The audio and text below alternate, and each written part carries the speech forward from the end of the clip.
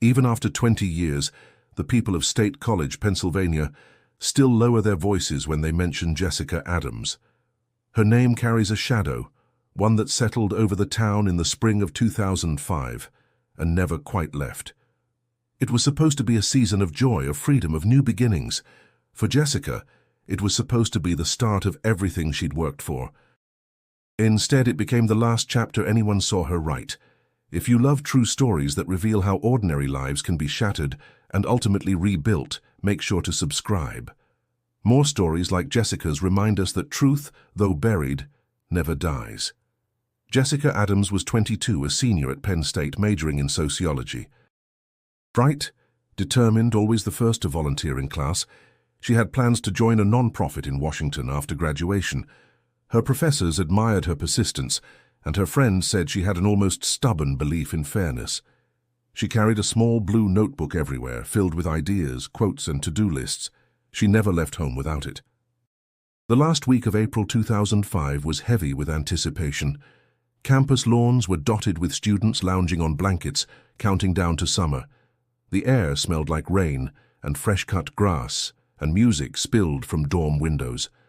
Jessica had just one final exam left, a sociology capstone she'd studied for all week. She sent her mother a quick message that morning. Last one today. Then freedom. Her roommate, Emily Carter, remembered her pacing the apartment, sipping coffee, muttering lines from her notes. She looked exhausted, Emily would later recall, but she was excited.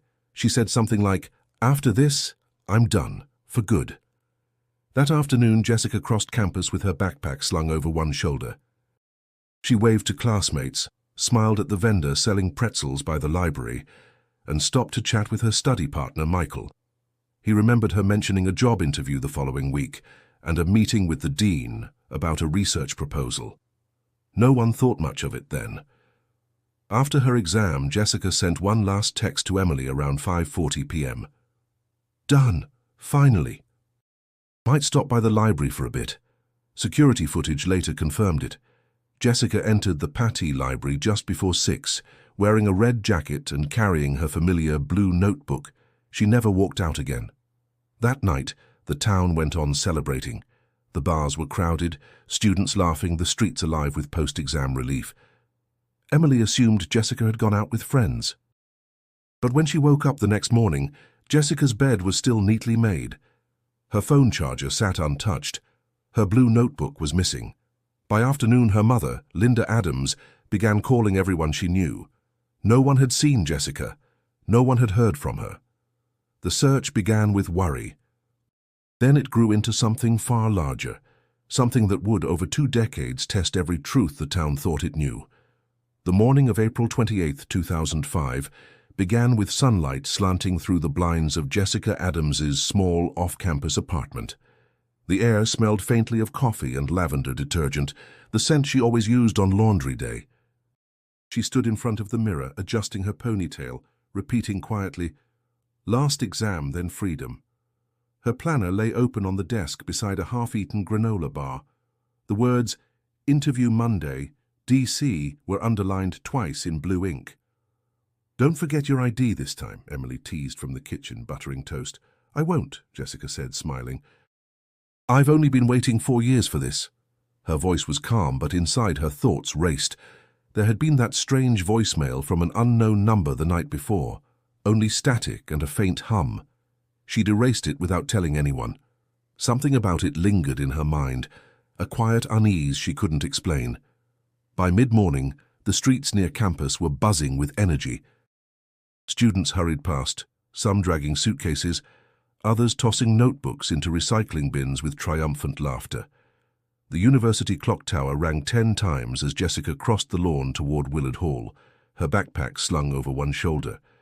She spotted her classmate Michael waving. "You ready to be done?" he called. "More than ready," she said, laughing. "After this, I'm sleeping for a week." "Then the world will never see you again," he joked. Jessica smiled, not realizing how haunting that would sound later.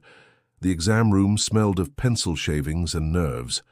Jessica sat near the window, sunlight warming her wrist as she scribbled through essays about social reform and ethics. When the professor called time, she exhaled sharply. turning in her paper with a soft, "Thank you." Walking out, she felt the weight of 4 years lift from her shoulders. Outside, the air had grown humid, the sky pale with an approaching storm. She spotted Emily under a tree, talking with Mark Reynolds, a graduate student from the research lab Jessica had once helped in. She waved but didn't interrupt. Mark looked at her briefly, then back to Emily, his expression unreadable. Back at the library, Jessica found an empty table near the window and opened her planner. Her handwriting filled the margins, names, reminders, half-finished sentences. She wrote one final line before closing it. "Meet Dinar next week. Important." A text buzzed on her phone. "Dinner later." From Emily. Jessica typed back, "Maybe. Need to clear my head first." She packed up as the rain began, soft at first, then harder. She slipped on her red jacket and tucked the planner into her bag. As she left the library, she hesitated at the door, glancing out toward College Avenue. Lightning flashed in the distance. A passerby later recalled seeing her standing under the awning, phone to her ear, nodding as if listening carefully. No one could recall who she was talking to.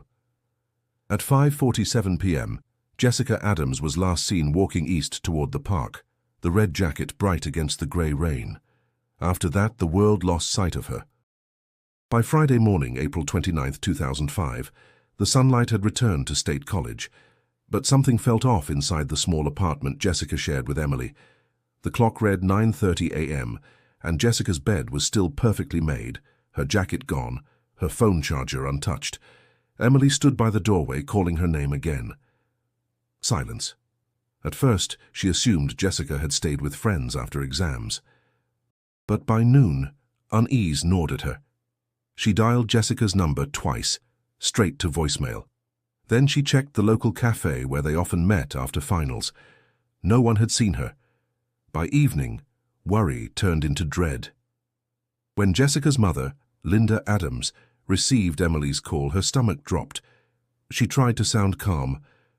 "Maybe she just needed a break, sweetheart. She'll call soon." But when the hours stretched into night, Linda's instincts screamed otherwise. Jessica never ignored her mother. By dawn, Linda was on the road from Harrisburg, gripping the steering wheel as rain splattered her windshield. She replayed the last conversation they'd had, the cheerful text, the promise of freedom. None of it fit the silence that followed. At 8 a.m., she arrived at the Penn State Police Department. The young officer at the desk offered a polite but indifferent smile. "It's been what? About 24 hours. She's an adult, Ma'am. Maybe she took off for the weekend." Linda's voice cracked. "She wouldn't do that. She wouldn't leave without telling me." Reluctantly, the officer filed a report. Flyers were printed, photos distributed, Jessica's smiling face now pinned to bulletin boards and telephone poles. Missing since April 28, 2005. By the third day, local news picked up the story. Reporters lingered outside the campus library, interviewing classmates. A few mentioned seeing her that evening, though no one could recall the direction she went. "She looked like she was in a hurry," one said. Another added, "She was on her phone, maybe with her mum." But Linda knew she hadn't been. Emily was questioned next. Sitting in the cramped police office, her hands trembled. "She texted me around 6, she told Detective Alan Pierce, a man in his 40s with tired eyes and a steady voice. "She said she might stop at the library, that's all. I went out later with friends, came home after midnight, and she wasn't here." Pierce jotted notes, nodding slowly. "Did she seem upset about anything lately?" Emily hesitated. "Not exactly upset, maybe distracted. There was a phone call the night before. She didn't say who it was." By day 4, the town buzzed with speculation. Some thought Jessica had run away. Others whispered about stress, pressure, secrets. Linda refused to listen. She joined volunteers in combing through trails near campus, shouting her daughter's name into the wind. Late that afternoon, a jogger found Jessica's car parked near Sunset Park, keys missing, driver's seat pushed back slightly, as if someone taller had used it. When Detective Pierce arrived at the scene, he stood quietly, watching the rain gather in small puddles under the tires. Something about it didn't feel random. By the 5th day, the story of Jessica Adams had spread beyond the campus. Local news anchors repeated her name over grainy photos, while students whispered in hallways, their voices low and uneasy. Detective Alan Pierce sat in the cramped conference room of the State College Police Department, a dozen pages of notes spread before him. He could feel the pressure building. Everyone wanted answers, but the evidence was thin. Too thin. Emily Carter sat across from him again, arms folded, eyes red from sleepless nights. "You've asked me the same questions over and over," she muttered. Pierce's tone remained calm, because sometimes the smallest detail changes everything. Did Jessica seem worried about anyone? Any tension with classmates, professors? Emily hesitated. She argued with Mark, a week before finals, something about the research project she helped him with last semester. She said he was hiding something. Pierce leaned forward. "What kind of something?" "I don't know," Emily said quickly. "She wouldn't tell me, just said she didn't trust him anymore." Mark Reynolds had been Jessica's mentor during her sophomore year, a charismatic graduate student known for his charm and ambition. When Pierce called him in, Mark appeared composed, dressed neatly, his voice measured. "Jessica was a good student," he said, his gaze steady. "She worked hard. Whatever happened, I had nothing to do with it." Pierce noticed the twitch in his jaw when he added, "People disappear all the time. College stress, bad relationships, mental health. You never really know." Linda Adams watched the interview from behind the glass. Her face was pale but unwavering. "He's lying," she whispered. As days passed, rumors multiplied. Some said Jessica had a secret boyfriend. Others claimed she'd been depressed after a rejected proposal for her research. On social media, her name turned into headlines, theories, and speculation. The town began to divide, those who pitied the Adams family, and those who whispered that Jessica must have chosen to leave. Pierce felt the weight of every rumor. He reviewed security footage from the library again and again. Jessica entered at 5:58 p.m. and was never seen leaving. Yet the cameras near the east exit were blank, corrupted files. A technical malfunction, the university IT department said. Too convenient, he thought. Then came a strange discovery. A hiker in Rothrock State Forest found a blue backpack near a creek bed miles from campus. Inside were scattered pages from Jessica's planner, smudged by rain. Her student ID, a tube of lip balm, nothing else. When Linda held the ID in her trembling hand, she whispered, "This means she didn't run away." That night, rain battered the windows of Pierce's office. He stared at the evidence board, the maps, photos, timelines, each line of red string leading nowhere. Something was missing, a connection still buried under silence, and for the first time the detective began to suspect that someone close to Jessica had made sure the truth stayed buried.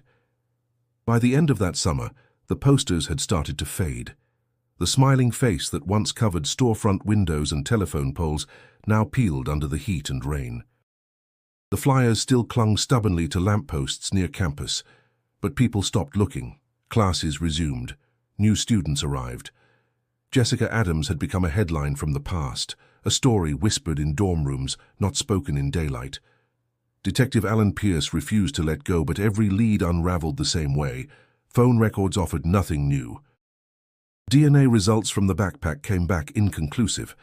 Mark Reynolds had a solid alibi verified by 3 colleagues, though something about his composure still unsettled Pierce. "He's too calm," the detective muttered one evening to his partner. "People grieve differently," the partner replied. "He's not grieving," Pierce said. "He's performing." Emily Carter tried to rebuild her life, though guilt followed her everywhere. She switched dorms, then withdrew from Penn State altogether. When she packed her things, she found Jessica's mug on the kitchen shelf, cracked at the rim, still faintly smelling of coffee. She held it for a long time before setting it back down, unable to take it with her. Linda Adams didn't leave town. She rented a small apartment near campus and turned it into a headquarters for the Find Jessica campaign. She met with volunteers daily, stapling flyers, organizing candlelight vigils, talking to anyone who would listen. Each night, she checked the same voicemail line she'd set up for tips. Most were empty. A few were cruel hoaxes. Every time the phone rang, her heart still leapt before breaking again. 6 months in, the media stopped calling. The police reassigned the case to inactive status. Pierce protested, but bureaucracy won. "We'll revisit if new evidence appears," the chief said. The detective stared at the file on his desk, over 300 pages of interviews, reports, and dead ends. He slid it into the cold case drawer, the sound echoing louder than it should have. That winter, Linda visited Detective Pierce one last time. "You're not giving up, are you?" she asked quietly. Pierce met her eyes. "No, ma'am, but the department has limits. I'll keep looking when I can, I promise." Outside, snow blanketed the streets, muting the world in silence. The case that once rattled the community was slipping into memory. By 2006, the Adams family launched a scholarship fund in Jessica's name. At the ceremony, Linda stood at the podium, her voice trembling but steady. "My daughter believed that truth mattered," she said, "and I believe that truth will find her." The audience applauded softly, a gesture of sympathy more than faith. Pierce sat in the back row, hands clasped, thinking about the empty spaces on his evidence board. He'd solved harder cases, yet this one haunted him differently. Maybe it was Jessica's smile in the photo. Maybe it was the feeling, one he couldn't explain, that someone had been watching their investigation the entire time, and that someone wasn't finished yet. 10 years passed, and the seasons in State College turned over like pages in an old book. New faces filled the dorms. New laughter echoed through the quad, and for most students, Jessica Adams was just a name whispered in cautionary tales, someone who vanished back in the day. But for Linda Adams, time had not softened anything. It had only deepened the silence. She still lived in the same apartment near campus, though her hair had turned grey, and her voice carried the gentle rasp of exhaustion. The living room walls were lined with framed photographs of Jessica, smiling in her graduation gown, hiking through forests, holding a coffee cup mid-laugh. Beneath them sat stacks of binders, labeled by year, filled with letters, police reports, and handwritten notes. "I'm not stopping," she often said. "I just don't know how." Detective Alan Pierce was nearing retirement when her name resurfaced in a routine file audit. He sat at his desk, flipping through the yellowing pages of the Adams case. The edges were brittle, the ink faded. It had been almost a decade since the last official movement, but the file still carried that uneasy weight, the feeling of something unfinished. He rubbed his temples, muttering, "She didn't just disappear, somebody helped her vanish." Linda still ran the Light for Jessica support group on the first Tuesday of every month in a community center basement. The meetings were small, parents of the missing, friends still waiting for answers. The air was thick with empathy and quiet grief. One night, a new volunteer asked, "Does it ever get easier?" Linda smiled faintly. "No," she said, "but you learn to breathe through the ache." Emily Carter's name rarely came up in those meetings. After transferring out of Penn State, she'd built a quiet life in Virginia, teaching English at a local high school. On certain nights, though, she dreamed of Jessica, always the same dream, the sound of rain, a flash of red, and the feeling of being watched. She'd wake with her heart racing, the memory too sharp to fade. Then, in 2015, a local true crime blogger published an article revisiting the disappearance. The post gained traction online, drawing thousands of readers and dozens of amateur detectives. Podcasts followed, each with their own theories, some sympathetic, others reckless. Linda refused interviews, but one headline caught her attention. Did the university know more than they said? It stirred something old and raw. Pierce read the same article from his kitchen table, the glow of his laptop reflecting off his glasses. "They'll turn her into a story," he muttered. But part of him knew that attention, any attention, might be what the case needed. By the fall of 2018, students walking through campus would occasionally stop by a memorial bench near the library, where Jessica's name was engraved beneath the words, "Truth Matters." Most didn't know her story, but the inscription lingered in their minds, and somewhere deep inside the police archives, the file marked Adams Jessica, Cold Case 05-2147, waited quietly. Its time was coming again. It was early spring in 2023 when something unexpected surfaced, literally. A construction crew working near Sunset Park had been clearing ground for a new hiking trail when one of the workers' shovels struck metal. At first, they thought it was trash, a rusted chain, a handful of leaves, and a small tarnished pendant tangled in roots. But when the site supervisor turned it over in his palm, faint letters caught the sunlight. J.A. 2 weeks later, a DNA report confirmed it. Jessica Adams's pendant, the same one she'd worn since high school.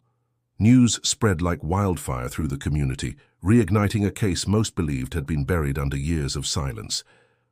Detective Alan Pierce, now retired, but never truly detached from the case, sat in his modest home when the call came. "You might want to come down to the station," the new lead investigator said. "You were right to keep the file open." Pierce arrived that afternoon, his hands trembling slightly as he examined the evidence bag.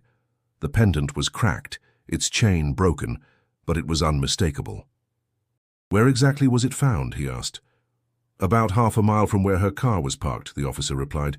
"We ran soil samples. Been there a long time. Decades." For a moment, Pierce said nothing. He just stared out the window, watching the trees sway in the wind. "Then she never left this town," he murmured. The case was officially reopened. Old names resurfaced on witness lists. Detectives revisited interviews from 2005, cross-referencing details that had once seemed insignificant. And as the investigation gathered momentum, Linda Adams received the call she had stopped expecting years ago.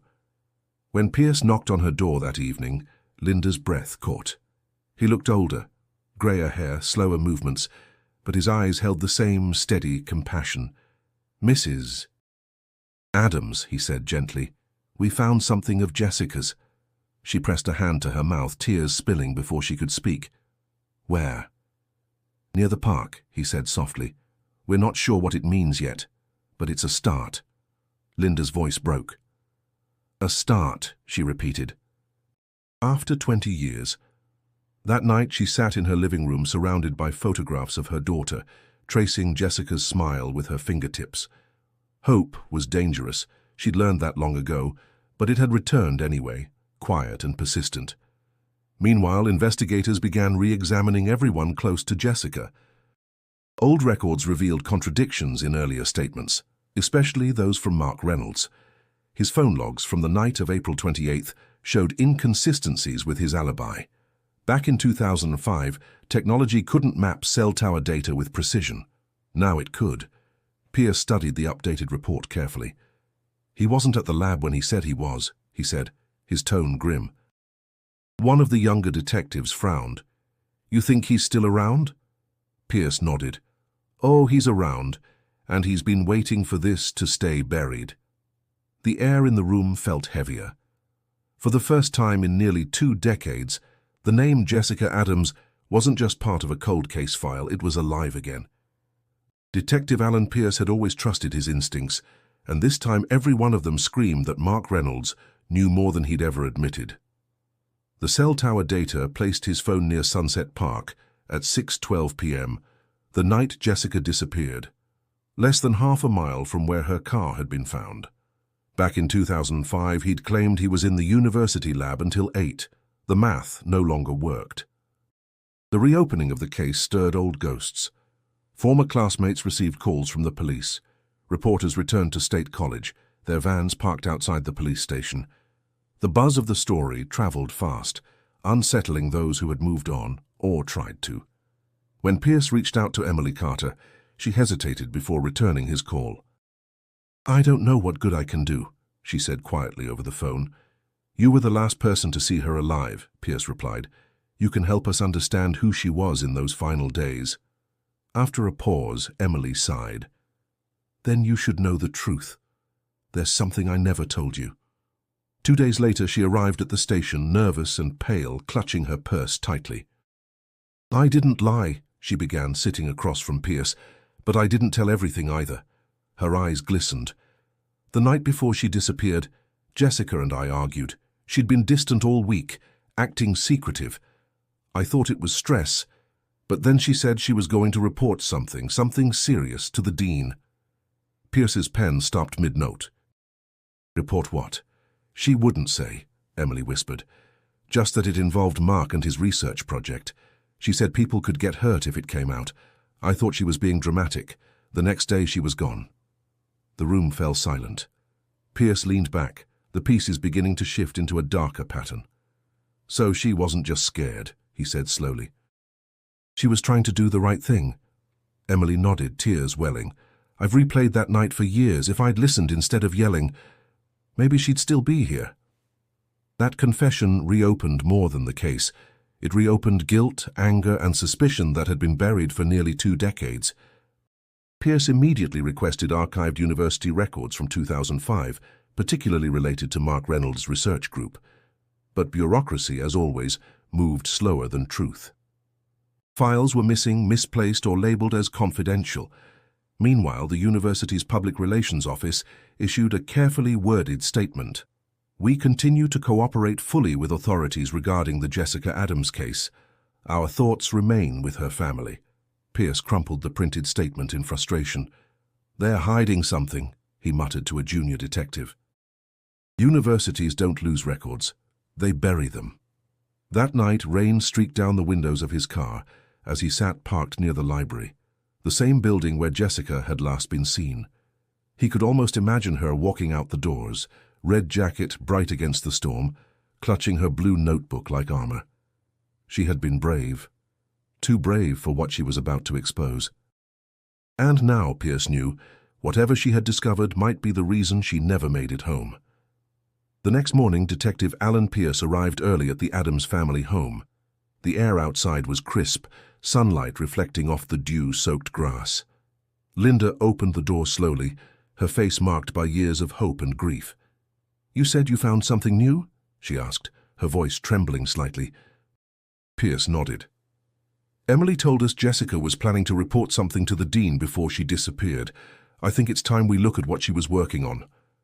Linda led him upstairs to Jessica's old room, untouched since 2005. The walls were lined with books, sticky notes, and photographs of friends.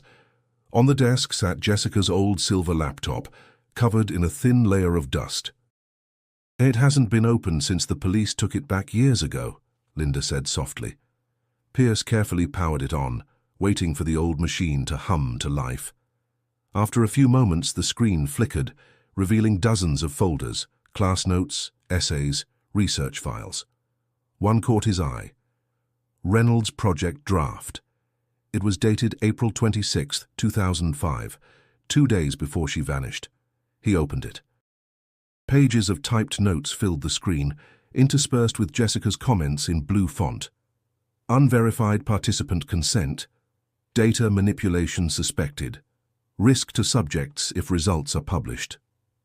Pierce's heart sank as he scrolled. She found something, he murmured. Something she wasn't supposed to.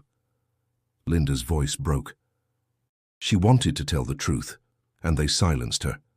The report detailed unethical research practices tied to Mark Reynolds' graduate project, experiments conducted without full consent, altered statistics to secure funding, and potential falsification of data. Jessica had clearly been preparing a complaint to the dean's office. Pierce leaned back, jaw tightening. This wasn't just academic dishonesty. This was career-ending. If she'd gone public, it could have ruined him. Linda whispered, "And that's why she's gone."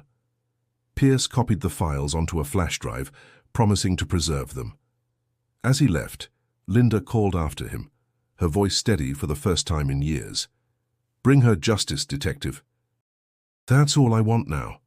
Back at the precinct, Pierce met with the forensic analyst. "We need verification, timestamps, metadata, anything that proves she wrote this herself." The analyst nodded. "We can do that, but you should see this."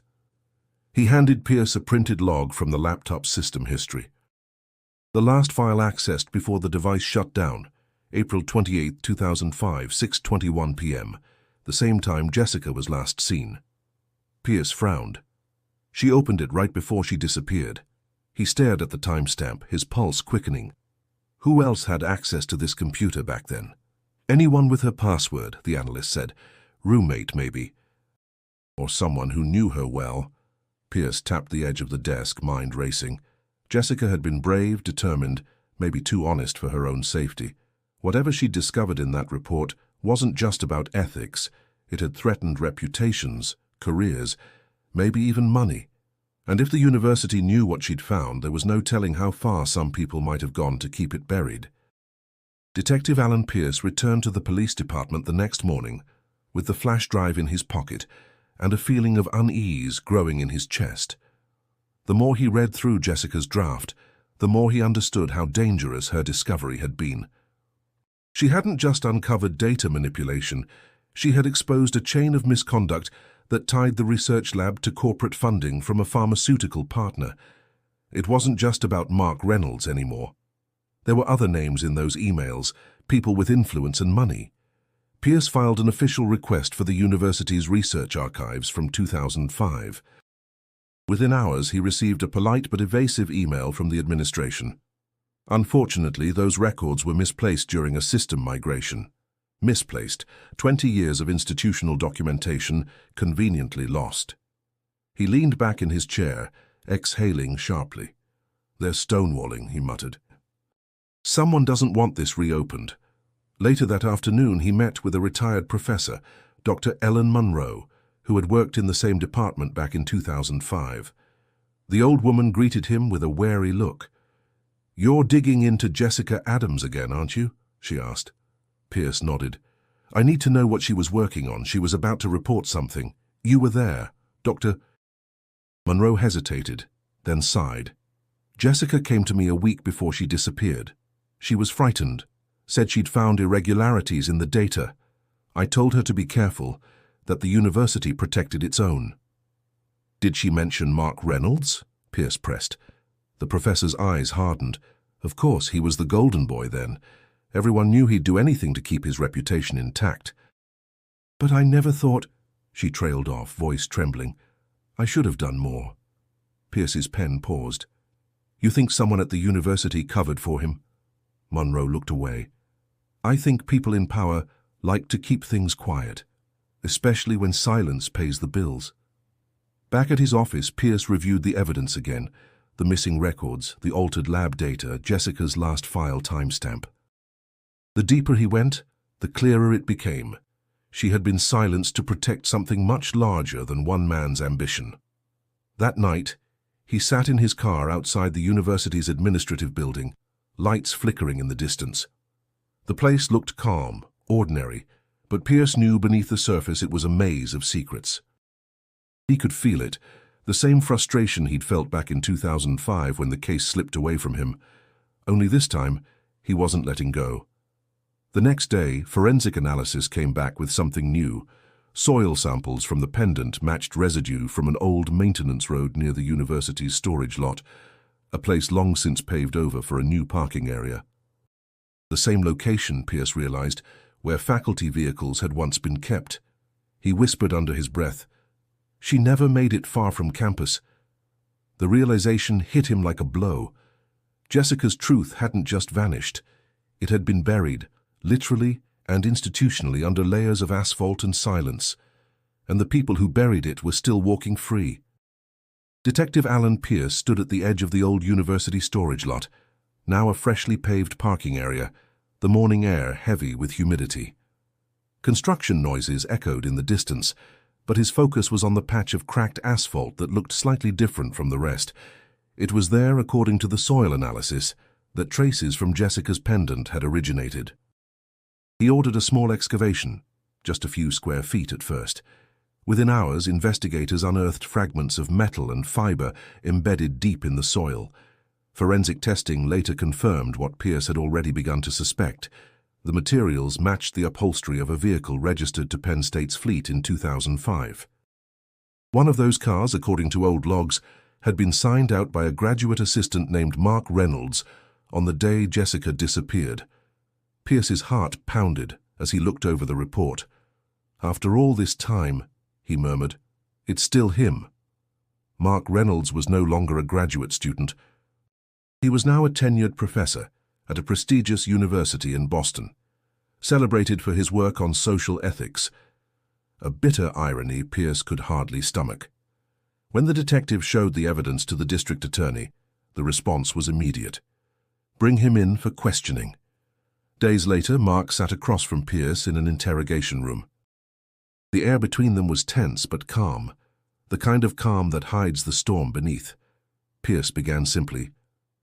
You checked out a university vehicle on April 28, 2005.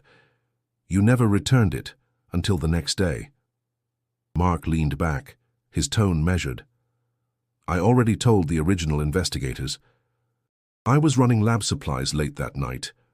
Pierce slid a photograph across the table, an evidence bag containing a strand of hair recovered from the car's remnants. Forensics matched this to Jessica Adams. Mark's jaw tightened. That's impossible. It's not, Pierce replied quietly. And your phone records place you near Sunset Park that evening. Care to explain that? For a moment, Mark's composure cracked. His eyes darted to the mirror behind Pierce, then back. You think I hurt her? He said. I didn't. If you're smart, detective, you'll start looking at the university instead. They had more to lose than I ever did. Pierce studied him carefully. The tone wasn't defensive. It was deflective, almost practiced. Then tell me what they were hiding. Mark smirked faintly. You wouldn't believe me if I did.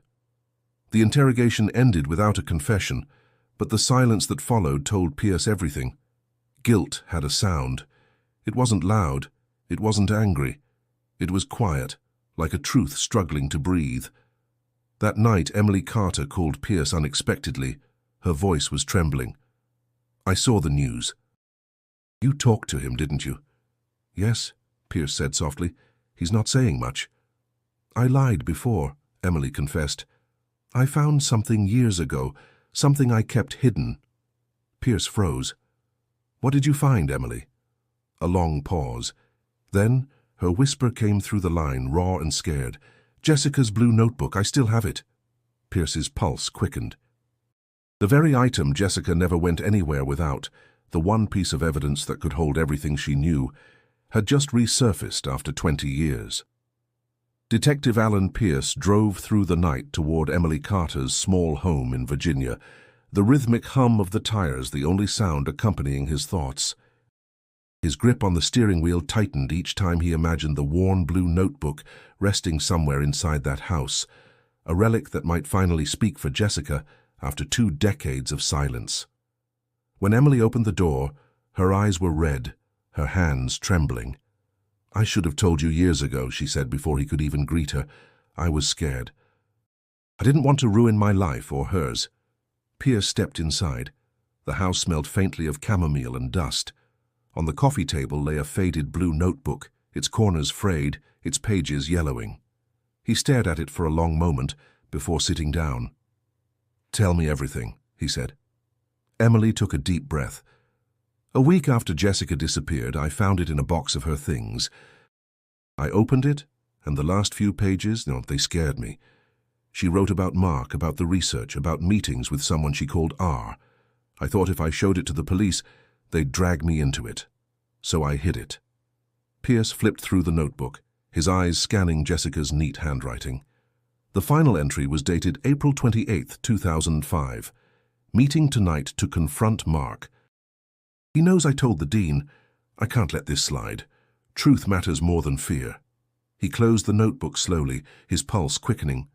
She went to meet him that night. Emily nodded, tears spilling down her cheeks. And I think she never came back. The next morning, Pierce presented the notebook to the district attorney. It was enough to reopen questioning, and this time the evidence was too strong to ignore. Mark Reynolds was brought in again. This time there was no smirk, no confidence. His lawyer sat beside him, silent and uneasy.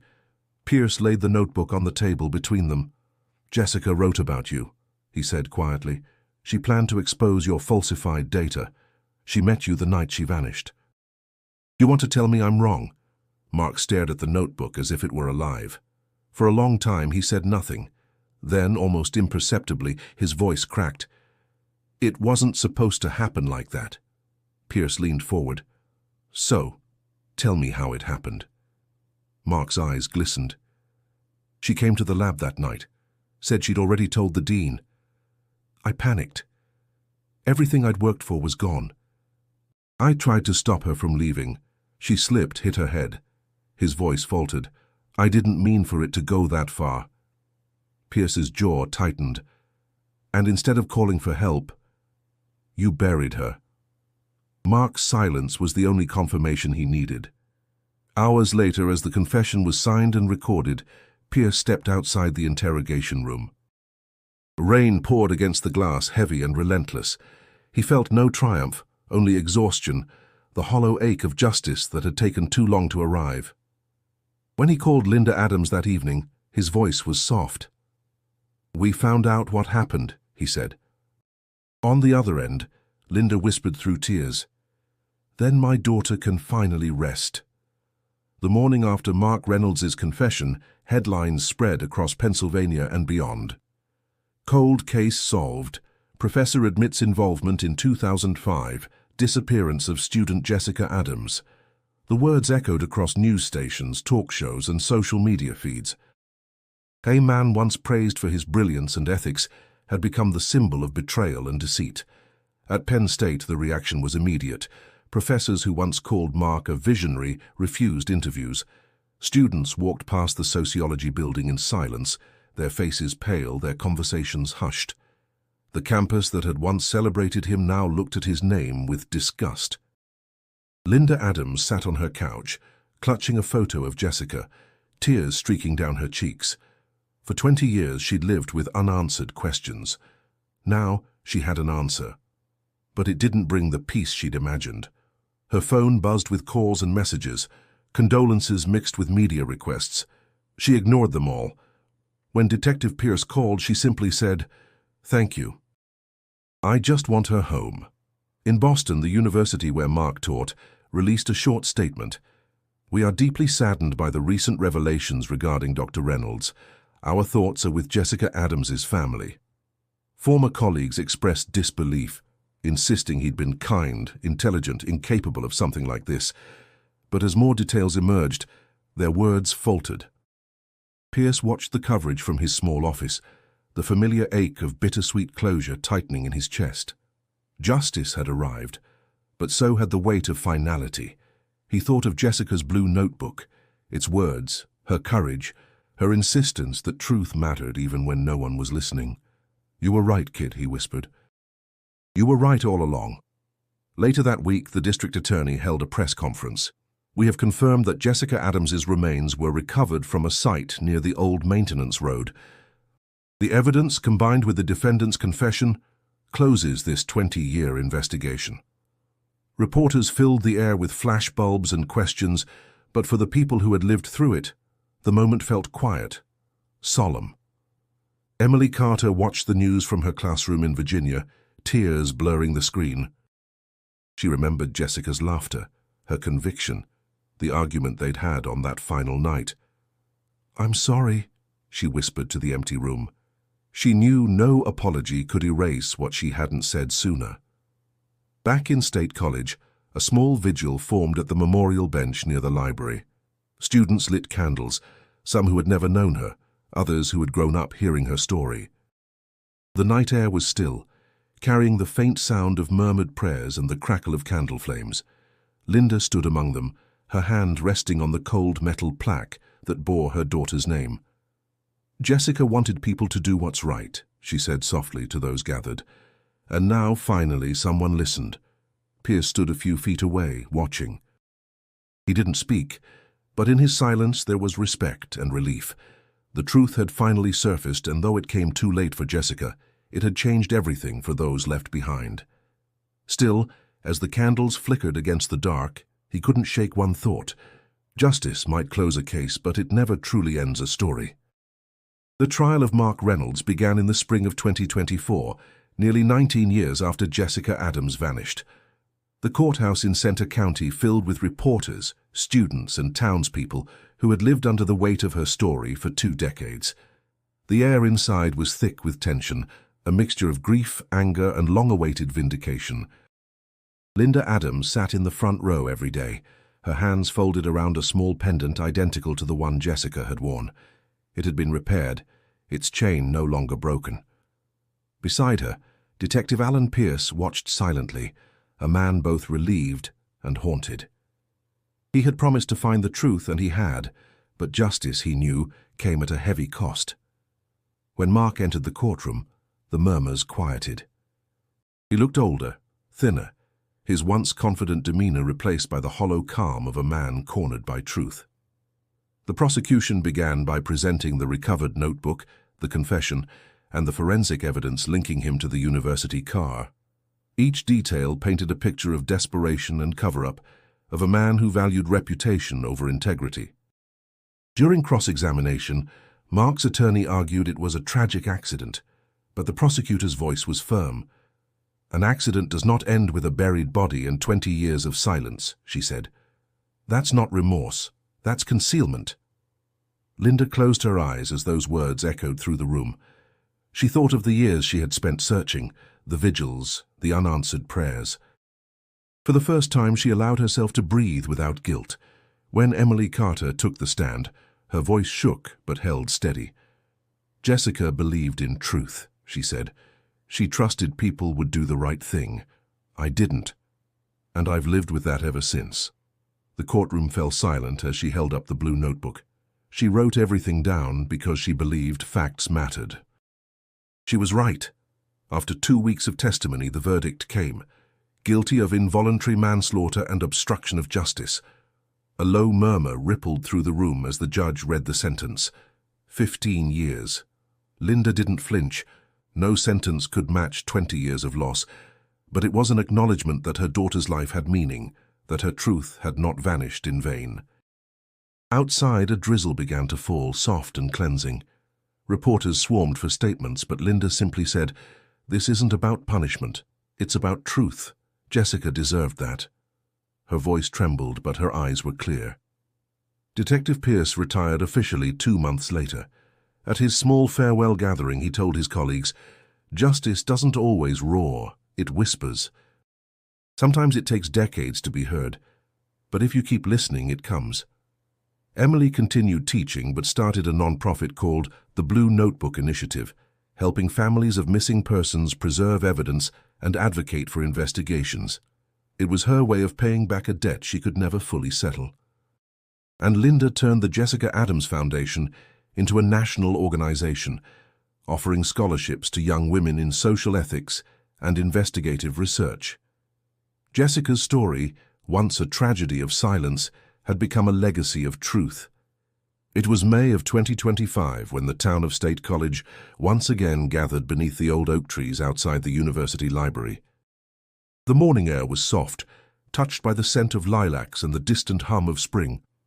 20 years had passed since Jessica Adams disappeared, and though time had changed everything, the buildings, the faces, even the skyline, the memory of her name remained etched into the town's heartbeat. Linda Adams walked slowly toward the memorial bench, engraved with her daughter's name. She carried a small bouquet of daisies, Jessica's favorite. The world had moved on in countless ways, but for Linda the years had folded into a single, continuous ache, one that had finally softened into something else. Not peace, exactly, but understanding. She sat quietly watching students rush past with backpacks and earbuds, the same age Jessica had been when she vanished. A young woman approached, holding a notebook and a shy smile. "Mrs. Adams," she asked, "I'm one of the recipients of the Jessica Adams Scholarship. I just wanted to say thank you." Linda's eyes welled. "Don't thank me," she said gently. "Thank Jessica. She believed knowledge should be used for good. She'd be proud of you." After the student left, Linda opened her purse and pulled out the repaired pendant that once hung around Jessica's neck. It caught the light for a moment, gleaming faintly before she placed it beside the bench plaque. "You found your truth, sweetheart," she whispered. "And you helped others find theirs too." Across town, Emily Carter stood outside a small community center, bearing a blue sign, the Blue Notebook Initiative. Inside, volunteers sorted through files and photographs, cases of missing people whose stories still waited for closure. Emily looked at the framed photo of Jessica on the wall and smiled faintly. "You started something, Jess," she murmured. You made me believe in courage again. Detective Alan Pierce, now fully retired, received a letter that same week. It was from Linda, handwritten in elegant script. You once told me justice whispers, it read. I hear it every day now, in the lives she continues to touch. Thank you for never giving up. Pierce read it twice, then placed it neatly inside his worn briefcase, beside the old case file he could never bring himself to throw away. That summer, a documentary titled The Truth That Stayed Buried aired nationwide, telling Jessica's story from beginning to end.